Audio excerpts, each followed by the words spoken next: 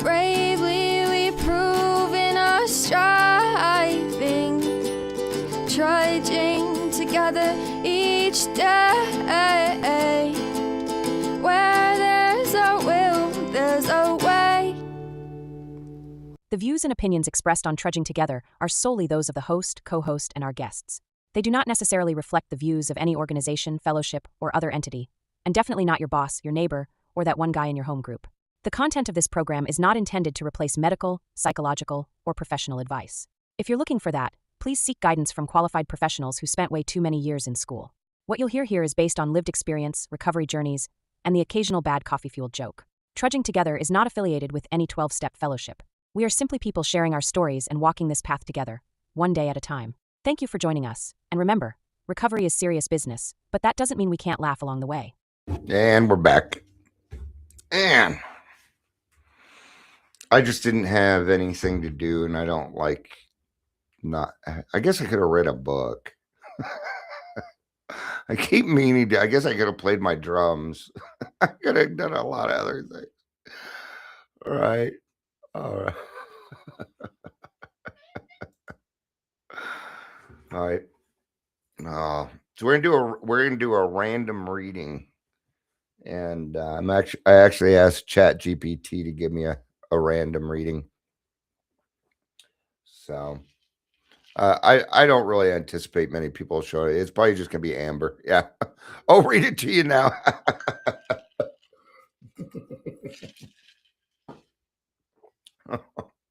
you know I can't do that.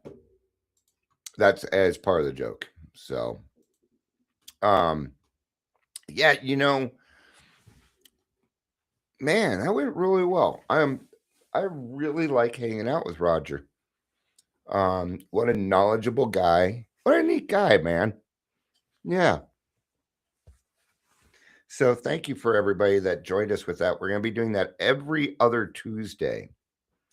And I learned, the whole point is I'm learning from it, Yeah, man, yeah. Come here. I'll give you love now. I'm in a good mood. I'll give you some love. All right.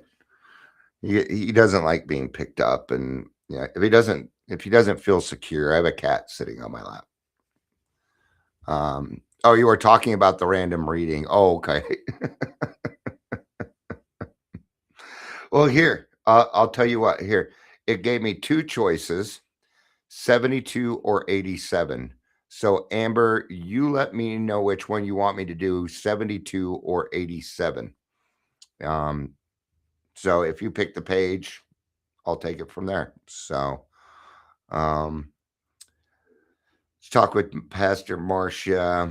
Got to do the sound for church on Sunday because I had sent her the link to it, right? Because I just thought I thought she'd enjoy it.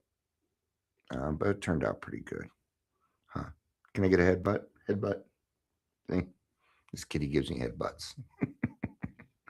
They all have their little thing. All right. He likes pets right here. Oh, 82. So you don't even pick one of the two. Okay, I'll do 82 then. Why not? Why not? Because I'm not prepared at all. So we'll go ahead and go with that. But yeah, he likes his pets right here. Not much for, hitting the butt. He doesn't like that. And what he does is he'll start purring before I start petting him. I call it the pre-purr. It's kind of like pre-gaming, but it's not. All right. So he's anticipating love. Yeah. Cats are full of expectations. And don't think that cats don't love their owners, because when I'm not doing well, these cats will be at my feet all day. They will. Welcome to Daily Trudge. I'm Dion. I'm your host. I was supposed to have a conversation with a friend, but they said, Dion, do you mind if we postpone it? I have to go pick somebody up from detox. I'm like, absolutely. I think it's a priority. That is a very good excuse to not meet. Absolutely. If you're here, please say hello, whether you're watching the live or the rewatch. Amber says, "Oh fuck, I mixed them up." Yeah, you combined them, but I don't think anything happens in God's world by mistake. So we're going to do page 82, and I bet we're going to get exactly what we need. Although I'm not really looking for answers right now. I'm in a spot where if it's what God wants, it's what He wants. Notice I haven't come up with any big ideas or any new stuff because I'm just doing what God wants me to do. So now you guys are gonna think that, because my cats listen to me. Watch this. Okay, get here. Do your cats do that? Oh, I lifted my leg so he'd have to jump off. He wasn't listening to me. He was getting down because I kicked him off. All right. The magic of television. They do listen to me, but I mean not like that. Okay. Page 82. It is into action. What's the least read page in the big book? That's a really good question. That'd be two employers. Two employers. We never read out of two employers. Okay. So maybe we should do that soon, but I'm still going to go with that 82. I go with the 82. Perhaps there are some cases where the utmost frankness is demanded. No outsider can appraise such an intimate situation. It may be that both will decide the way of good sense and loving kindness is to let bygones be bygones. Each might pray about it, having the other one's happiness uppermost in mind. Keep it always in sight that we are dealing with that most terrible human emotion, jealousy. Now, what they're talking about is they're talking about the different kinds of amends here. Right? Now, and in this case, what they did is they were talking about if there's been infidelity. And that's the part that they're talking about now. So, good generalship may decide that the problem be attacked on the flank rather than risk face-to-face combat. If we have no such, don't worry, there's a part coming up that you know. It's coming up right after this paragraph. You'll know it. I'll just say this one word and you'll know what's coming up. Tornado. Okay. If there are no such complications, there is plenty we should do at home. Sometimes we hear an alcoholic say that the only thing he needs to do is keep sober. What do they talk about here? They're talking about the living amends. Okay. Talking about that. Now, I'm going to cover that, but let me finish this paragraph first. Certainly must keep sober, for there'll be no home if he doesn't. But he is yet a long way from making good to the wife or parents whom for years he has so shockingly treated. Passing all understanding is the patient mothers and wives have had with alcoholics. Had this not been so, many of us would have no homes today, would perhaps be dead. Yeah. My wife's the only reason I have a roof over my head. It wasn't me. Even when I was the breadwinner, she was the one keeping the roof over the head. Yeah. Right. So what I do, well, I took over a lot of stuff. Okay. She doesn't need to come home and clean the house. It's clean. Right. So, but what we're talking about is the living amends. I remember this is how my sponsor kind of described it to me. He said, Dion, because I hit that point of I'm feeling better. I feel it. It's happening. It's when we reach that point and we feel a little bit of peace, a little bit of comfort. And it can happen pretty quick. It can happen within a couple of weeks. All right, he's like, but Dion, what I don't want you to do is go running in there apologizing and telling everybody that you're sorry for everything that you've done and rehashing all these moments. You don't do that yet. You are not prepared for it yet. And he was right. I wasn't ready for it yet.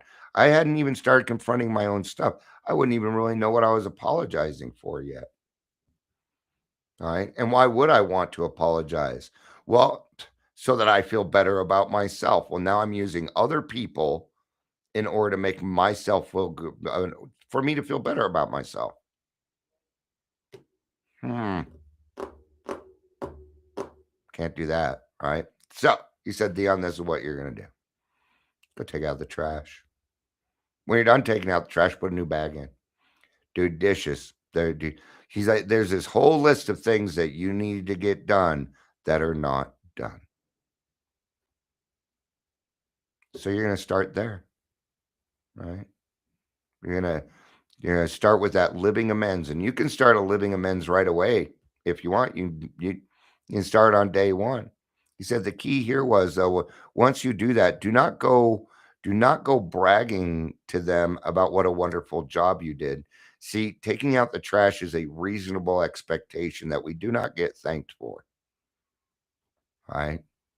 So when I do everything around here, there's still a part of me that wants recognition, but I don't go looking for it. But I'll let you know there's a part of me when all of a sudden I'm being a good guy and I should be recognized for it.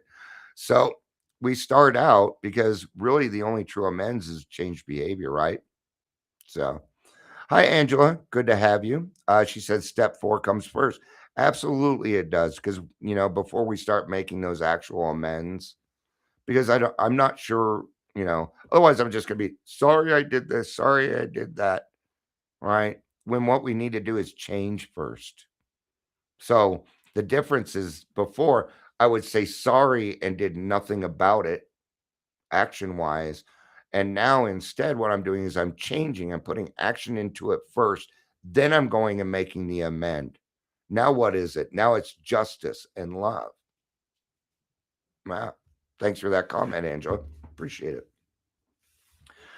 The alcoholic is like a tornado roaring his way through the lives of others. Yeah. There was a lot of destruction, right? A lot of destruction. Hearts are broken. Sweet relationships are dead. Affections have been uprooted. Selfish and inconsiderate habits have kept the home in turmoil. Yeah, that would have been me. That was me doing that. When I am drinking, living with me is like walking on eggshells, man, because you never knew how I was going to react. At least now people know, oh, Dion's going to be mad. At least they know that. I'm kidding. That's a joke, folks. In fact, a lot of people are finding out, you know, if you approach me and you tell me the truth, I'm probably not going to be mad at you. I just had somebody send me a message and I have every right to tear this person a new one. It ain't going to happen because they actually told me the truth. Now it's being done out of guilt. It's being done out of loneliness. I know that. It's okay. I've been there. Right. And it isn't going to be what Dion wants in this situation. What does God want from me? What does God want me to do in this situation? Before, oh man, what a great reason to get violent. Nah, I don't need that. No, thank you. We feel a man is unthinking when he says sobriety is enough. Sobriety is a great start. It really is. Yeah. An alcoholic staying sober a day, a week, a month is nothing short of a miracle. I know it was for me. All right. But getting rid of the hooch was the first step because I wasn't able to work this program when I had alcohol in me. I'm not able to do it because my defiance, my ego, my pride, it pops up. It's all ding, here I am. All right. He is like the farmer who came out of the cyclone cellar to find his home in ruins. To his wife, he remarked, don't see anything the matter here, Ma. Ain't it grand the wind stopped blowing? Everything's a torn. The wind stopped blowing. Ain't it great? No, no. Yeah. See, all of his alcohol was in the cyclone cellar, so he didn't care. It's where he keeps it so it doesn't get blown away. It's where he keeps his valuables. Where's the dog? Anybody see the dog? Where's Toto? Where's Toto? Toto, come back, Toto. Ain't it, Grandma? Now, can you get me a beer? All right. Yes, there is a long period of reconstruction ahead. We must take the lead. I had to take the lead in my own life. I had to start learning how to follow instructions. I had to come to the conclusion that maybe, just maybe, my best thoughts and action they get me drunk. And that I needed a new way. I needed a new set of principles. I needed guidance. Right? Now, before it drove me nuts that I didn't need guidance. I know it. I've been having to do dishes since I was 7, and I've been doing laundry since I was 5, and which is true. Right? I wasn't quite 5, but yeah, I was pretty young. I was a bedwetter. And when you're a bedwetter, you learn how to do laundry at a pretty young age, right? So, but I had to take the lead, didn't I? I had to take the lead in my own recovery. So, a remorseful mumbling that we are sorry won't fill the bill at all. The fact that we even have to bring that up tells you a lot about alcoholics. Right? When you have one kid trying to apologize to the other kid, I'm sorry. Yeah, we're adults now. We gotta be told not to do it that way. It's okay, folks. Laugh at yourself. It's all right. Okay.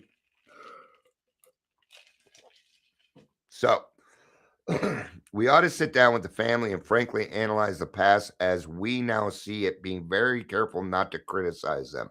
Now, I did not analyze the way that I see it now, or the past as I see it. I'd let my actions do this with my kids. Now, what I did with my kids is I gave every single one of them a chance to sit down with me. And this was after well over 5 years of sobriety. Okay. That they got to sit down with me and tell me everything that they were mad at me about without consequence. That was the deal. I told them my job will be to keep my mouth shut and listen. Your job is to speak the truth, and it's okay. And it hurt. Oh, it hurt. But what did we do? We were frankly analyzing it. And I didn't get into their defects. They're my children. I don't really see, well, I'm a judgmental person, but I don't really see the defects in my children, especially in my daughter. To me, she's just perfect. Okay. I don't care if she's wrong or not. She's right. She's right in my book. So, I kind of had to, yeah. Anyway, their defects may be glaring, but the chances are that their own actions are partly responsible. So we clean house with the family, asking each morning in meditation um, that our creators show us the way of patience, tolerance, kindliness, and love. Now, I really like this part, this patience, tolerance, kindliness, and love. And I really like it because this is what I have to do now. Um,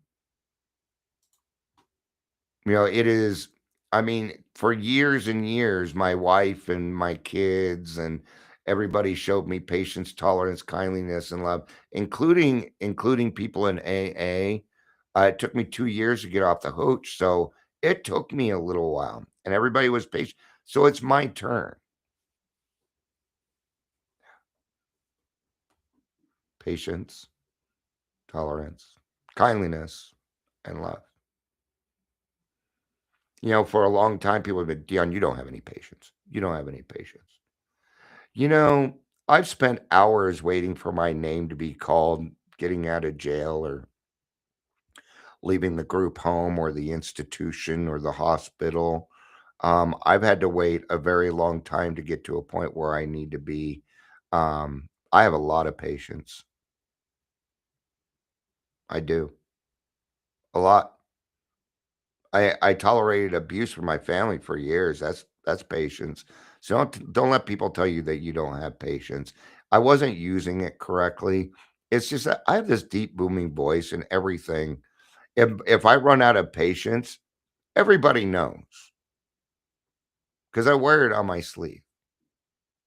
Doing okay? Yeah, I just don't feel like this is moving fast enough, but I'll get over myself. See, I can handle it myself, right? All right. The spiritual life is not a theory. We have to live it. Gotta live it. I have to be the best example that I can each day. The best example that I can be. Now, not every day do I make huge strides and all these great things happen. No. Some days I'm on steps 1, 2, or 3. But my higher power and my true friends understand that it's okay to be there sometimes.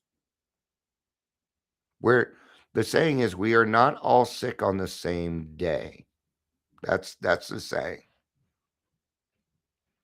We have to live it. Unless one's family expresses a desire to live upon spiritual principles, we think we not urge them. Okay. Now, we did ask our kids to go to Alateen for a few months. Okay. They hated it. They hated me for it. They just hated it. Well, they were teenagers. Their job was to hate it. Now here we are 10 years later, and they're utilizing some of the stuff that they learned from Alateen. Okay, but it wasn't forced. We said we just want you to go for this long, and then you decide whether you're going or not. I'm not going to force my kids to go to Alateen. All right. Uh-uh. What I can do is show them the life that I can live by living it this way, and they want it too. Just like with everybody else, it's an attraction, not a promotion. And I can't force anybody to do anything. Right? My parents did the same thing. We lived in Utah, we were required to go to church. You had to, or you weren't allowed in public school. Right? That was the 70s. Probably not that way anymore. Probably not. But when we moved to Colorado, it wasn't the requirement. And our parents said, hey, if you want to continue going to church, we will take you. My brother still wanted to go. I didn't. You know. So my parents were pretty cool about that. Right? We should not talk incessantly to them about spiritual matters. They will change in time. Now, I have to watch this because I'm kind of a God freak. Oh, I'm not. I mean, I talk about God so much that people now think I'm religious, and I've gotten over that, by the way. Uh, I don't know if I'm religious or not. And what does it matter at this point? I don't think I am. I am very, very spiritual. I do rely upon my higher power a lot, but it works. It's what I want. I want what God wants because the consequences are so good. Because they're so good. You know, when my grandkids look at me adoringly because they love me, oh man, one of the best gifts in the world. Where they're just looking at you like, man, that's my grandpappy. I love him. Right.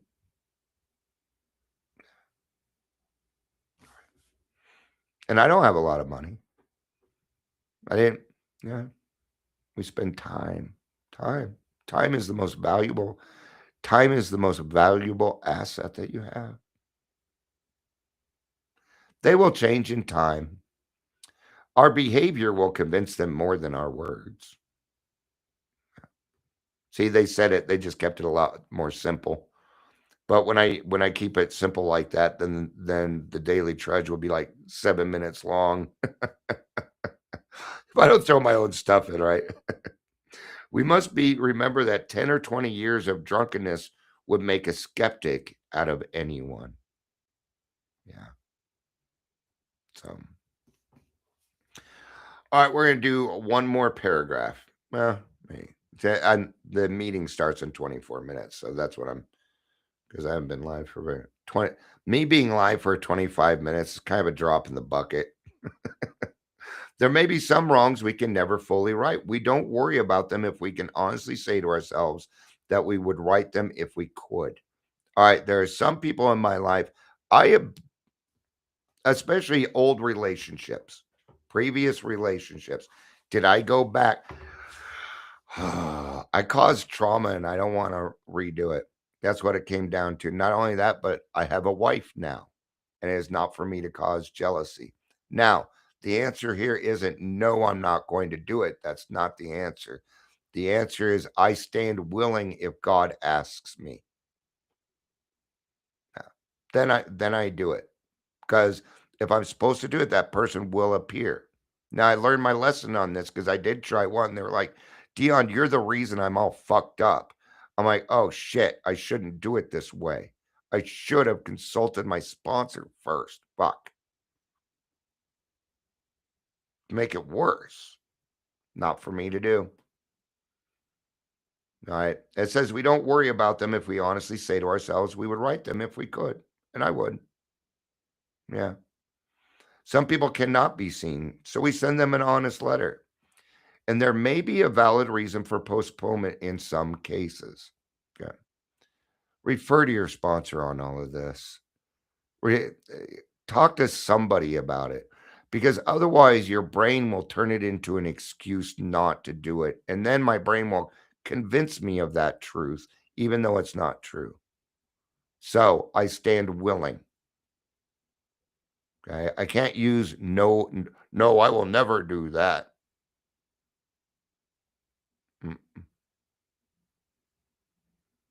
Right. But we don't delay if we can be avoided. We should be sensible, tactful, considerate, and humble without being servile or scraping. I'm sorry.